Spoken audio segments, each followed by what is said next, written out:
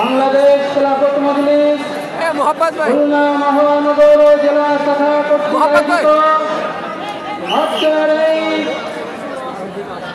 ঐতিহাসিক গণসমাবেশের সংগ্রামী সভাপতি, প্রধান অতিথি, প্রধান বক্তা সহ ওলামায়ে কেরাম, সংগ্রামী সহকর্মী ভাইরা, মুজাহিদ ভাইরা আমার, আমরা 53 বছর স্বাধীনতার পর থেকে 53 বছর পর্যন্ত গণতন্ত্রের ধারাধারী বিভিন্ন সরকার আমরা দেখেছি। সেই সকল সরকারের অধীনে ইসলাম নামক বৃক্ষটি বারবার ক্ষতিগ্রস্ত হয়েছে।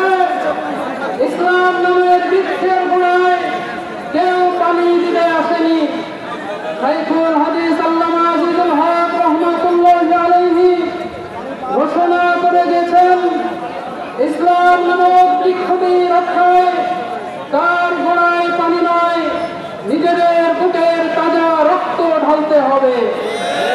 সংগ্রামী ভাইরা আমার, 53 বছরের এই বাংলাদেশে আমরা দেখেছি স্বৈরতন্ত্র, গণতন্ত্র, ধর্ম নিরপেক্ষতাবাদ আর রাজতন্ত্রের ধ্বজাধারীদেরকে।